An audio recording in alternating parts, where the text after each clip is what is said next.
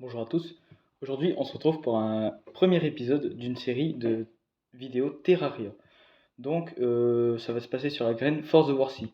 Pour ceux qui ne connaissent pas, c'est une graine spéciale. Il y a des graines assez spéciales qui permettent des générations différentes de mondes sur Terraria. Donc, Force of War C est une graine qui est beaucoup plus dure.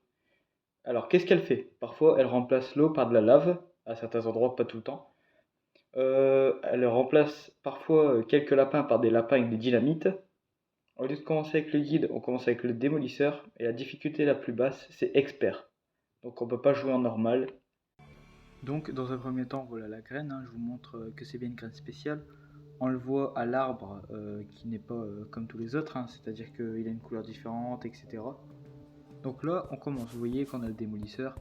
Première chose qu'on va faire, c'est évidemment, on va couper des arbres pour commencer à faire une maison. On en profite également pour tuer les slimes qu'on voit au passage, pour faire de la gelée et pour faire des torches après. Et pourquoi pas un peu d'argent pour acheter au démolisseur.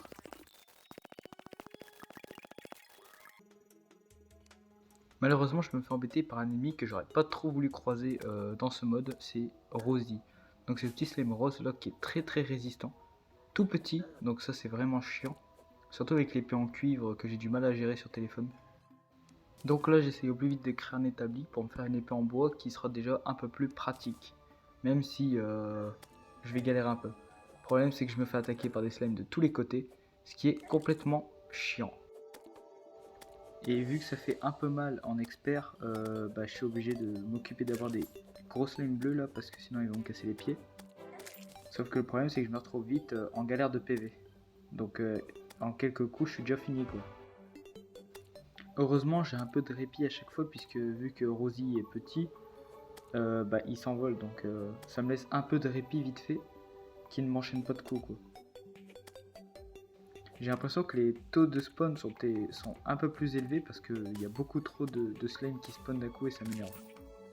En plus, j'ai du mal à regagner des PV parce que je n'ai pas de champignons sur moi et je n'ai pas de potion non plus. Et vu que je me fais attaquer un peu dans tous les sens depuis tout à l'heure, c'est un peu galère de me régénérer. J'essaie de manger un citron du coup pour avoir des stats en plus parce que je risque de prendre cher sinon. Je fais aussi attention à ne pas croiser un lapin qui a des dynamites, ce qui me rend un petit peu parano parce que si j'en frappe un, je risque d'exploser et je vais prendre cher. Malheureusement, je me fais encore attaquer par un autre slime derrière et le démolisseur, il est absolument pas là pour m'aider. Donc j'essaie de reculer un peu, mais il y a encore d'autres slimes et je sens que je vais galérer.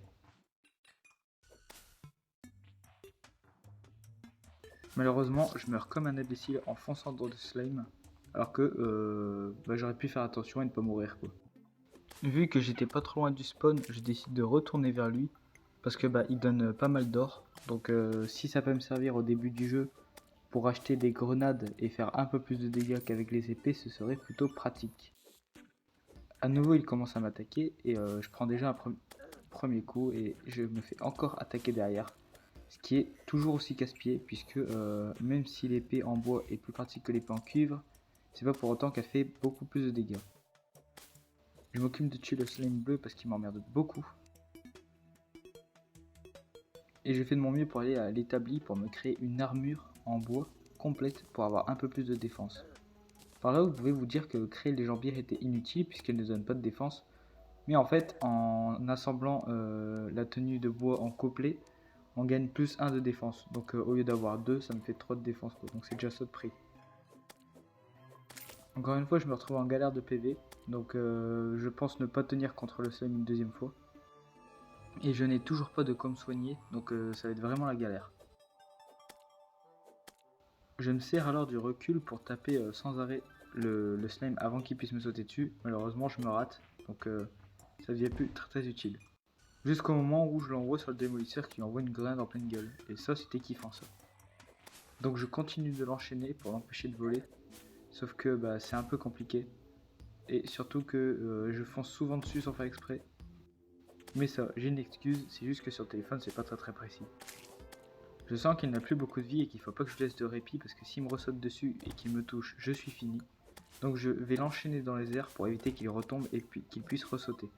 Et comme je suis tranquille et qu'il n'y a pas de slime, c'est le moment parfait.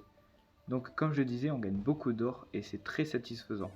puisque derrière on va pouvoir acheter beaucoup de grenades, en faire des grenades collantes, et comme ça on aura une meilleure arme que notre épée. Après être retourné au niveau du spawn, je commence à faire des maisons. Donc ça va être simple, je vais commencer par faire un truc un peu en hauteur pour éviter que les slimes puissent rentrer par les portes dans les maisons et que je puisse me mettre un peu en sécurité. Au début je commence à faire un petit truc, je coupe l'arbre pour pouvoir repasser, sauf que je me dis que c'est peut-être un petit peu trop petit. Et ça, c'est les slimes qui vont me le prouver en passant par au-dessus. Donc je décide de casser ce que je viens de faire pour essayer de réagrandir un petit peu. Je le fais grandir juste à hauteur pour que je puisse passer en sautant et pour éviter que les monstres eux puissent passer trop facilement. Surtout les slimes qui sont une vraie torture le jour. Je crée des plateformes pour pouvoir commencer à faire des maisons et puis pouvoir ensuite passer en dessous pour pouvoir stocker, etc. Je m'occupe un peu des slimes qui sont autour de moi pour éviter qu'ils m'emmerdent. Sauf qu'à chaque fois j'oublie que j'ai l'épée en cuivre dans les mains en premier au lieu de l'épée en bois. Et l'épée en cuivre sur téléphone c'est horrible. Donc au final j'ai rien fait. Je commence à construire un sol pour les prochaines maisons. Et ça va être utile puisque comme ça quand les slimes vont passer, ils pourront pas sauter. Et les zombies non plus ne pourront pas passer par-dessus la maison. Puisque les portes seront en dessous.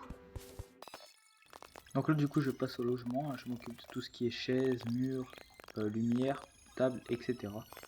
Et j'en profite aussi une fois que j'aurai fait les maisons, que j'aurai fait les portes, pour aménager un peu, pour éviter que les monstres puissent passer autant par au-dessus que par en dessous.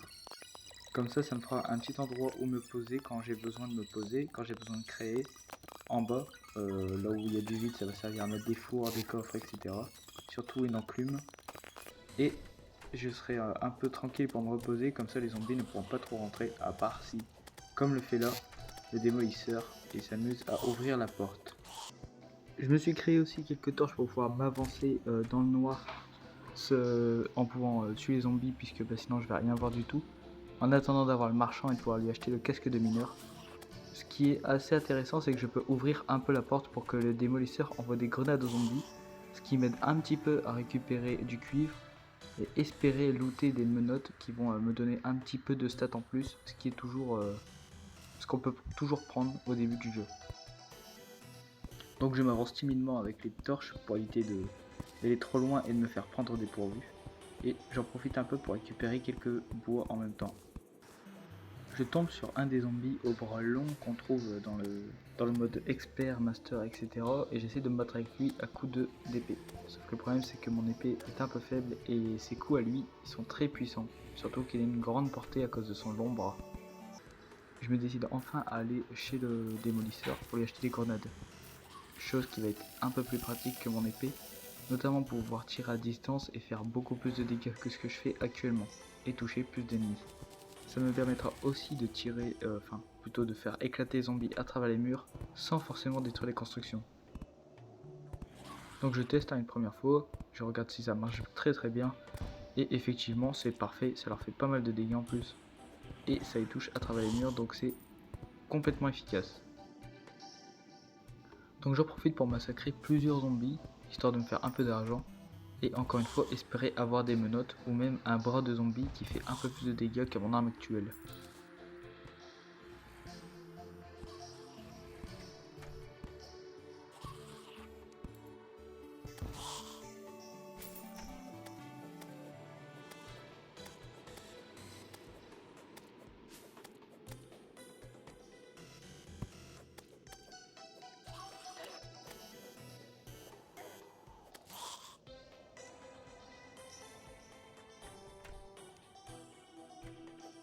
Malheureusement j'ai oublié un truc, c'est que les grenades ça m'éclate moi aussi, et donc je viens de me faire éclater comme un imbécile.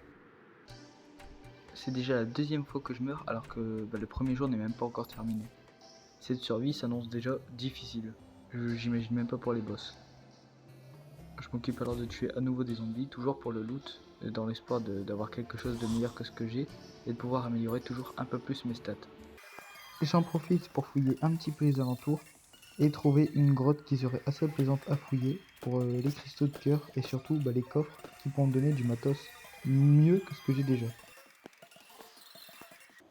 je trouve une grotte un peu intéressante que je décide de fouiller en premier, en faisant attention quand même parce que j'ai pas beaucoup de lumière et que en fait les vases, un truc que je vous ai pas expliqué, c'est que parfois il y a des bombes dans les vases qui sont déjà activées.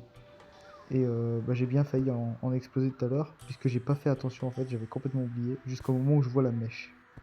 Donc je continue de descendre prudemment quand même parce que on ne sait jamais, hein, les dégâts de chute ça arrive très vite et que j'ai pas envie de me taper un monstre en cours de route, surtout les zombies avec leurs bras longs qui m'énervent beaucoup trop. La descente est plutôt calme, donc ça va. J'espère juste trouver des minerais et des coffres, parce que j'aimerais un peu avancer. Là, je remarque qu'en bas, il y a de la lave. Au début, je pensais que c'était un cristaux de cœur, donc j'étais parti pour y aller. Sauf que j'ai remarqué qu'il y avait du orange et que ça ressemblait pas du tout à un cristal, ni même la lumière que ça émettait. Donc un petit faux espoir tout à l'heure, mais ça va, j'y suis pas allé. Moi, du coup, j'essaie de remonter, même si je galère un petit peu parce que je suis un peu stupide par moment. Et je décide d'équiper les torches normales parce que les roses me font trop mal aux yeux. Je déteste ça. Donc comme je vous le disais, on va remarquer qu'il y a de la lave. C'est normal, c'est la graine qui fait ça, qui remplace parfois de l'eau par de la lave, c'est ce que je vous ai expliqué tout à l'heure. Je fais attention en descendant parce que je pourrais très bien prendre des dégâts de chute là, c'est quand même assez profond, enfin du moins ça en a l'air. Je vais regarder si j'ai pas des cordes pour pouvoir descendre tranquillement. Sauf que je remarque que c'est pas si haut, mais les slimes en bas m'embêtent un peu, donc je vais quand même mettre des cordes histoire de descendre et de pouvoir taper les slimes tranquillement.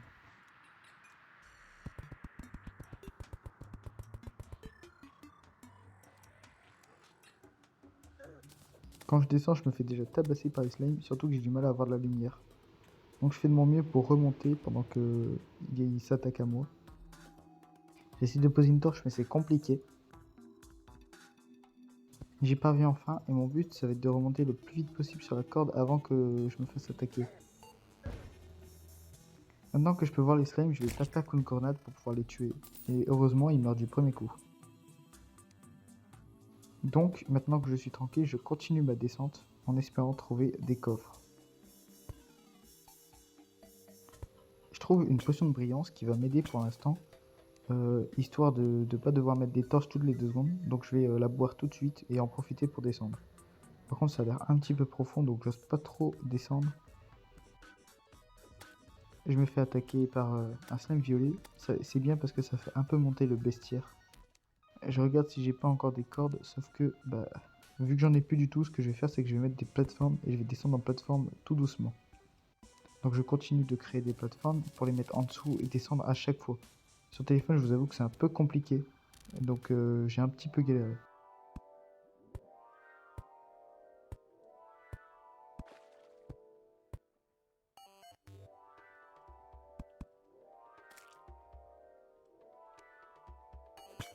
En descendant, je remarque ce petit monument qui comporte forcément un coffre doré.